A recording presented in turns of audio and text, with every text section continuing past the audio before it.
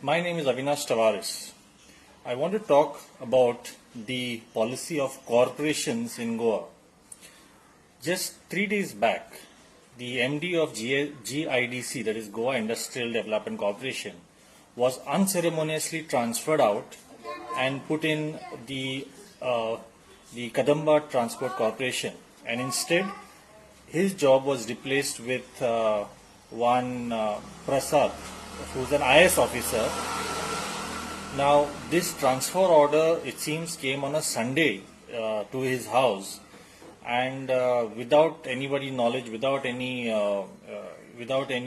advance notice, he was transferred out. So, why is this happening in the state? Well, the story behind it apparently is that in the last assembly session, Rohan County and some other MLAs, opposition MLAs, had asked a question on the coal block allocation in Madhya Pradesh for the state of Goa. So they claim that there is a 1,000 crore scam in the appointment of the consultant for it. So because Derek Neto, who's this whole coal block allocation is handled by GIDC, and because Derek Neto would not sign some things, it seems, some papers which would lead to corruption. That is why there was a lot of pressure put on him, and finally, since he would not relent, he was transferred out. This is what I got to know from insiders. So this GIDC had a lot of issues, still has, like for example the Metastrip scam. Then there is another issue of transfer of industries from one name to the other, but not enough money being given to GIDC when this basically one company takes over the other industries, and like that there are so many issues in IDC that that Derek Nato would not listen to the minister, and unfortunately he had no support even from the GIDC chairman, who is Glenn Ticklow. Glenn Ticklow obviously was sitting there only to collect money, but have you heard Glenn Ticklow ever say or do anything or propose any policy for GIDC which would help GIDC grow and attract more investment from and attract more industries?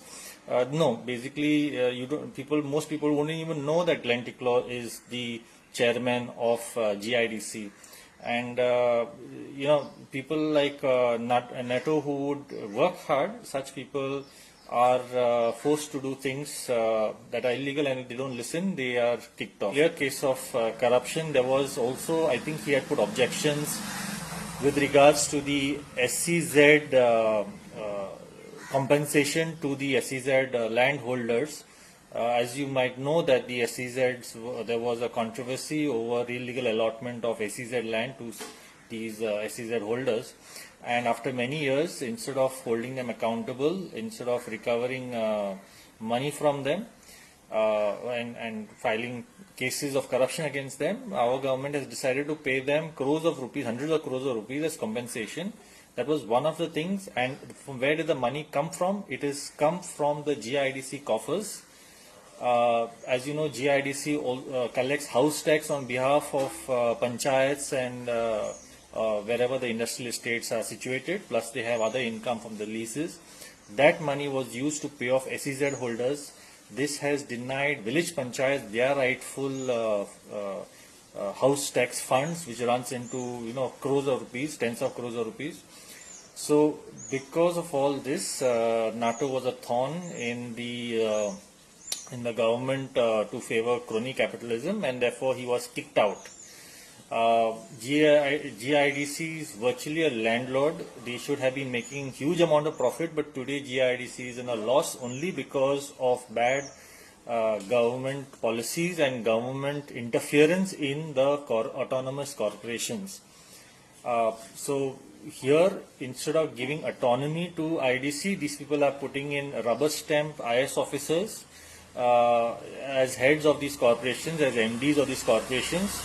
These IS officers basically have no experience running a business, which is IDC is like a corporation, it is a business. Therefore, it needs experts who have experience in industry. instead of bringing such people, they are getting in these IS officers who will do whatever the minister tells them to do. Now, we know that, of course, the government has not given even documents to the oppositions to prove that there is no corruption in the coal block allocation. Again, the allegation is it runs into it's a 1,000 crore scam, and this coal block is allocated in Madhya Pradesh. So none of our Goan people who are into corruption investigation will ever be able to find out what is happening there. Now, government also wants to start a corporation for mining. Although state-run corporation is a good idea, a better idea would be state cooperatives, which involve the locals. But since the government has gone into the wisdom of setting up a mining corporation, will that corporation be in profit ever, or will it end up like GIDC and all this other like Kadamba Transport Corporation? Tomorrow, if these leaseholders, claim something, will the government take in the profits of the mining corporation and give it to all these leaseholders instead of recovering 35,000 crores from them? Most people in this thing, most people who know about business will definitely assure that this corporation will not be run properly as long as government officials are appointed as MDs and directors. If there are political appointees as on the board of this mining corporation, to me this mining corporation is a scam and will end up just like the GIDC. Now, why am I saying this? Derek Nato is one of the most sincere officers GIDC has had, and today was his last day. There were, it seems, people who were like in tears because the way he is kicked out of GIDC. And when you have such good officers who the staff, they respect him and they are hurt by all this, when you have such good officers being kicked out, the morale of such corporations go down, and we can't expect these corporations to ever do good for the corporation itself or even for the state. Therefore, the demand for this government, we must demand that this government appoint professionals from the industry who have years of experience running businesses to head these corporations, not siphon off the funds to pay off crony capitalists like the SEZ landholders, not siphon off funds by paying crony consultants who don't do anything but will show, like in this case of GIDC coal blocks. Don't be surprised 5 years later this consultant says there's no coal anywhere. So we don't want such consultants, we don't want such things happening in the industry, and I urge people of Goa to pay attention to all these corporations, including this upcoming mining corporation. And I would also like to add to all those mining affected persons who are hopeful that this mining corporation will start within 3 months and mining will start in 3 months. This is a blatant lie. By the time the lease are transferred to the corporation, the environmental clearance study will take place, which will take at least a year, and all the procedures are put in place. It will take at least 2 to 3 years for this corporation to start mining.